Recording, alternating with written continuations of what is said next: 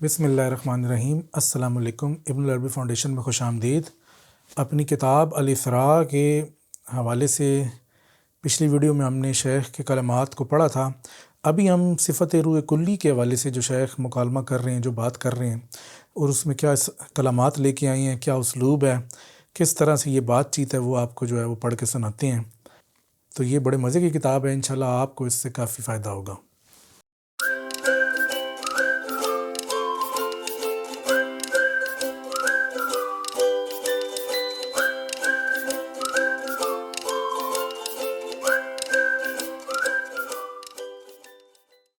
تو یہ عنوان ہے صفت روح کلی۔ سالک کہتا ہے، میں نے اس عین سے کہا، یعنی کہ وہ جو پچھلی عین تھی جس سے شیخ کی ملاقات ہوئی ہے، اب وہ شیخ اس سے پوچھ رہے ہیں، میں نے اس عین سے کہا مجھے اس کے بارے میں بتا کہ جب میں اسے دیکھوں تو پہچان جاؤں، اور جب اس کے سامنے آؤں تو سر جھکاؤں۔ عین بولی، نہ وہ بسیط ہے نہ مرکب، نہ راہ کے بیچ ہے نہ کج رو، وہ تحیز اور تقسیم سے پاک اور اجسام میں حلول سے منزہ ہے، وہ علی امانت کی حامل اور عالی صفات کی جامع ہے۔ اس کے سامنے کیے گئے اجسام میں اس کی امداد ویسے ہے جیسے اسے خلیفہ بنانے والے کی امداد اسے حاصل ہے، کہ نہ یہ ذات سے داخل ہے اور نہ ہی صفات سے خارج، یہ ایک معروف وصف اور موصوف سے نہ جدا ہونے والی صفت ہے۔ یہ وہ حادث ہے کہ جس کا قدیم غنی سے صدور ہوا، اس نے اسے ہر مخفی راز دیا، ہر اعلیٰ درجے کا سمجھایا گیا معنی، نہ اس کا سایہ ہے اور نہ اس کے مثل کوئی شے ہے۔ یہ وہ روشن آئینہ ہے جس میں تو اپنی حقیقت اور کو صورت میں دیکھتا ہے، سو جب تو نے اپنی صورت دیکھی تو یہ تیرے مقابل ہوئی، اب اسے جان لے کہ یہی تیری جستجو ہے، اور تو اس تک پہنچ گیا سو اسے تھام لے۔ تو یہ اس عین نے بتایا کہ روح کلی جو مراد لی ہے وہ اس جگہ پہ کیا ہے۔ خیر صفات سے جو بتائی ہیں تو بندہ دیکھ کے پہچان لے گا، لیکن ہم اس کو آگے چلتے ہیں، یہ ساری باتیں کتاب میں آئیں گی۔ سو میں اس کی صحبت میں آفاق کی راہیں کاٹتا، سواریوں پر سوار ہوتا، دشت و بیابان سے گزرتا، سواریاں تبدیل کرتا، اپنی بساط کے مطابق ہواؤں کو چیرتا، سمندروں میں تیرتا، تمام حجابات و طبقات کو چاک کرتا، اس شرف والی صورت کی تلاش میں محو سفر رہا جسے خلیفہ کے نام سے پکارا گیا۔ اور جب سے میں اس عین سے جدا ہوا، مجھ پر میری صورت واضح نہ ہوئی، یہاں تک کہ میں نے تجھے دیکھا تو کسی شک کے بغیر خود کو دیکھا۔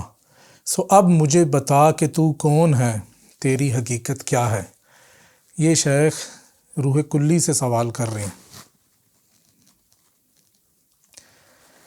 اب اگلا باب ہے حقیقت کا۔ اب شیخ نے صرف حقیقت کا لفظ استعمال کیا ہے، یہ نہیں بتایا کہ کس حقیقت کی طرف اشارہ ہے، لیکن جو شیخ کا کلام سمجھتے ہیں، پڑھتے ہیں، جن کو تھوڑی ادراک ہے وہ سمجھ جاتے ہیں۔ سالک کہتا ہے، اس نے یہ اشعار پڑھے اور رہنمائی کی۔ اب اس حقیقت نے یہ اشعار پڑھے اور یہ رہنمائی کی۔ اشعار کیا ہیں جی؟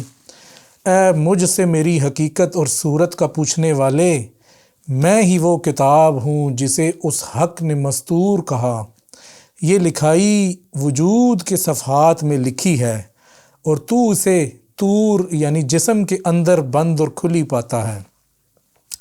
الہ نے اس کی تکریم کے لیے چھت میں ایک بلند گھر بنایا جو سر سر سے معمور ہے۔ اللہ نے اپنے لطف و کرم سے اس کی حفاظت ایسے کی کہ ایک مسجور بحر بنایا جو بیت اللہ کا طواف کرتا ہے۔ پس لکھنا قلم ارادہ سے رک صفحات ہستی پر اس علم کا لکھنا ہے جو علم نار اور نور دونوں پر مشتمل ہے۔ نفس ایک گھر ہے اور صدق کا راز اس کا مکین ہے، اور اسی صدق سے جود کا کمال ظاہر ہوتا ہے۔ میں ہی چادر ہوں اور میں ہی وہ راز ہوں کہ جس سے مخلوقات کی ظلمت دور ہوئی کہ میں نے انہیں روشن کیا۔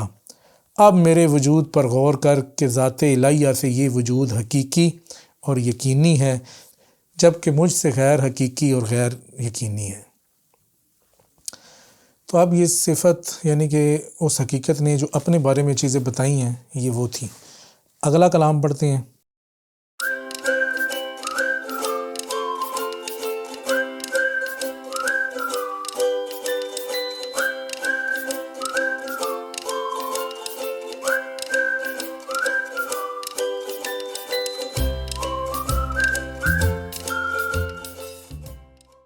سالک کہتا ہے، پھر اس نے مجھے کہا، اے طالب، میں ہی خلیفہ ہوں، میں ہی وزیر اور کاتب ہوں۔ اب یہ حقیقت طالب کو بتا رہی ہے، میں ہی صفات کی کرسی سے افعال کی تدبیر میں ذات کا نائب ہوں، میں مثل ہوں اور تو مثال ہے۔ اب یہ آپ کلمات ذرا دیکھیں گے تو آپ کو سمجھ میں آئے گی کہ شیخ کیا بات کر رہے ہیں۔ میں مثل ہوں اور تو مثال ہے، اور میں ہی وہ چادر ہوں جو اس نے اوڑھی، میں اس حیثیت میں کاتب ہوں۔ اب یہ دیکھیں نا، چادر اوڑھنے کا یہ بھی اشارہ آ گیا۔ میں اس حیثیت میں کاتب ہوں کہ عقول کے پردے پر ہر معقول اور منقول راز لکھتی ہوں، اور اس حیثیت میں وزیر ہوں کہ اجسام کے بوجھ اٹھاتی اور انہیں بلند علم والے تک پہنچاتی ہوں۔ میری ذات میں یکتائی جبکہ صفات میں تعدد ہے، اگر اسماء تک رسائی چاہتا ہے تو میرے سامنے سر جھکا۔ اب یہ دیکھیں شیخ کیسے زبردست کلام سے، رمزی کلام سے، مبہم کلام سے اشارے کر رہے ہیں۔ اگر اسماء تک رسائی چاہتا ہے تو میرے سامنے سر جھکا، اور یہ بھی جان کہ اسم مسمى تک پہنچاتا ہے۔ ابھی دیکھیں اسم جو ہے وہ مسمى تک پہنچائے گا۔ سب کچھ تجھی میں ہے، لہٰذا جو تجھے کافی ہے اس پر قناعت کر، اور جس سے تیرا کام نہیں اسے چھوڑ۔ پھر اٹھا اور فی البتی یہ اشعار کہیں۔ تو آگے یہ پھر دوبارہ سے اشعار ہیں۔ ہم ان اشعار کو جو ہے وہ ترک کرتے ہیں کیونکہ اس میں جو ہے وہ پھر مزید اسی طرح تفصیل ہے۔ تو ہمارا مقصد یہ ہے کہ اشارہ کرتے جائیں کہ اس کتاب میں کیا ہے۔ سالک کہتا ہے، جب اس نے اشعار مکمل کیے اور اعجاز کی لاٹھی سے اس کی لکڑیوں کو مارا تو میں اس کے سامنے سجدے میں گر پڑا اور اس کی حضرت میں عابد کی طرح معتکف ہوا۔ میں نے کہا، تو ہی میری تمنا اور خواہش ہے، اور تو ہی میرا مطلوب راز ہے۔ تو یہ جس حقیقت کی طرف اشارہ تھا، یہ کر کے شیخ نے اس جگہ پہ وہ بات مکمل کی ہے۔ اس کے بعد سے ہمارا ایک نیا چیپٹر شروع ہو رہا ہے، تو اس کو انشاءاللہ جو ہے وہ نیکسٹ ویڈیو میں کرتے ہیں۔ تو فی الحال ہمیں اس کتاب کی اس دوسری ویڈیو سے اجازت دیجیے۔